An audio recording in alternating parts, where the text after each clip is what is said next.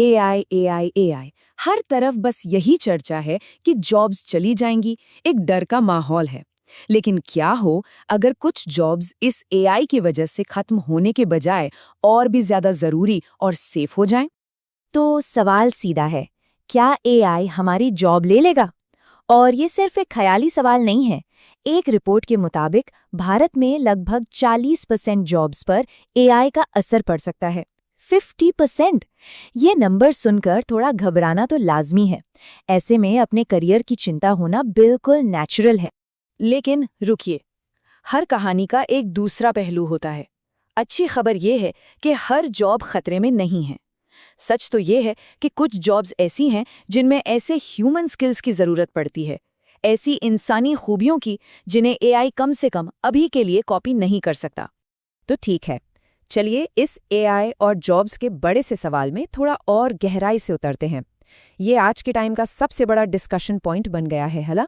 हम इस विश्लेषण में यही देखेंगे कि कौन से सेक्टर्स पर रिस्क है और उससे भी ज़्यादा इम्पोर्टेंट, कौन से सेक्टर्स बिल्कुल सेफ हैं और आखिर क्यों।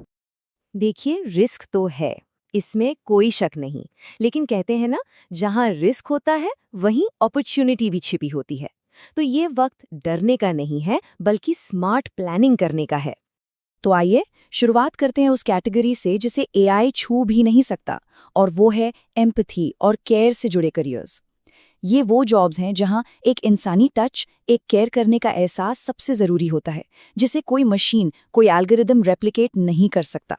और इस लिस्ट में सबसे पहले जाहिर है आते हैं हेल्थ केयर प्रोफेशनल्स, यानी कि डॉक्टर्स और नर्सेज। अब सोचिए ज़रा, इसमें एक बड़ी इंटरेस्टिंग बात है।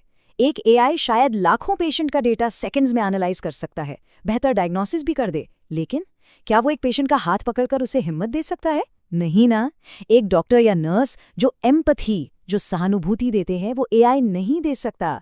यहाँ मुश्किल क्रिटिकल डिसीजंस लेने होते हैं, पेशेंट की हैंड्स ऑन केयर करनी होती है।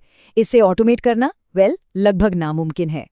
एम्पैथी की इसी लिस्ट को आगे बढ़ाते हुए अगला नंबर आता है टीचर्स और ट्रेनर्स का। ये वो लोग हैं जो हमारी फ्यूचर को, हमारी आने वाली जेनरेशन्स को शेप करते हैं। देखिए, एक टीचर का काम सिर्फ किताब से इन्फॉर्मेशन देना नहीं है। टीचर इंस्पायर करता है, मेंटर करता है, एक स्टूडेंट के डर को, उसकी ज़रूरतों को समझता है। ये जो इमोशनल इंटेलिजेंस है ना, ये एआई के बस की बात नहीं है। आखिर फ्यूचर जनरेशन्स को तैयार करना, ये तो एक डीपली ह्यूमन काम है। चलिए अब एम्पैथी और केयर से आगे बढ़ते हैं। अगली कैटेगरी है उन जॉब्स की जिनमें हाथ के हुनर की, यानी हैंड्स ऑन स्किल्स की ज़रूरत होती है। ये भी उतने ही सेफ हैं, क्योंकि ये काम रियल वर्ल्ड में होते हैं, कंप्यूटर स्क्रीन पर नहीं। मिसाल के तौर पर इलेक्ट्रिशियंस, प्लम्बर्स, ये वो स्किल ट्रेड्स हैं जिनकी ज़रूरत कल भी थी, आज भी है और कल भी रहेगी। आप खुद सोचिए, क्या कोई रोबोट अचानक घर आकर एक अजीब से एंगल में लीक हो रहे पाइप को ठीक कर सकता है? बहुत मुश्किल है। इन कामों के लिए फिजिकल डेक्स्ट्रेरिटी, यानी हाथों की फुर्ती चाहिए, on the spot problem solving चाहिए। असली दुनिया में कब क्या हो जाए पता नहीं होता, और इस अनप्रिडिक्टेबिलिटी को कोड में प्रोग्राम नहीं किया जा सकता। तो अब तक हमने केयर और हैंड्स ऑन स्किल्स की बात की।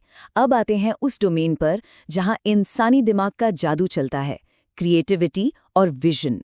ये है क्रिएटर्स और फाउंडर्स की दुनिया। यहाँ बात होती है कुछ बिल्कुल नया बनाने की।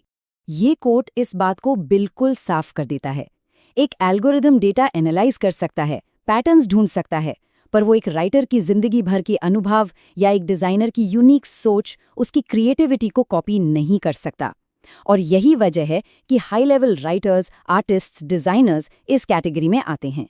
और इसी क्रिएटिव कैटेगरी में आखिरी लेकिन शायद सबसे इंपॉर्टेंट आते हैं एंटरप्रेन्योर्स और बिजनेस ओनर्स। क्यों?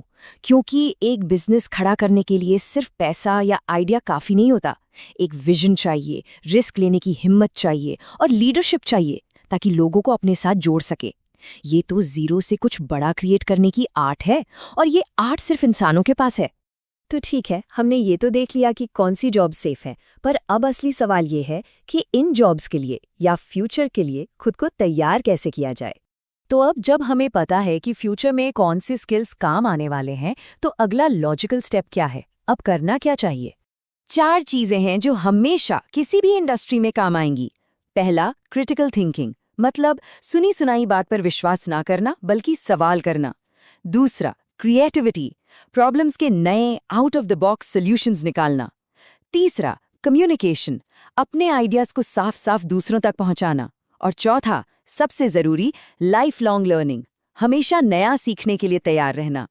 तो इस पूरी चर्चा के आखिर में आइए इस बदलाव पर एक फाइनल नजर डालते हैं और समझते हैं कि आगे का रास्ता कैसा हो सकता है। देखिए, एआई से डरने की नहीं, उसे एक टूल की तरह इस्तेमाल करके आगे बढ़ने की जरूरत है। फ्यूचर रेडी रहने का मतलब ही यही है, लगातार सीखते रहना और अपने आप को बेहतर बनाते रहना। तो आखिर में असली सवाल ये नहीं है कि एआई क्या करने वाला है। असली सवाल ये है कि इस बदलते हुए दौर में खुद को विकसित करने के लिए क्या कदम उठाए जाएंगे।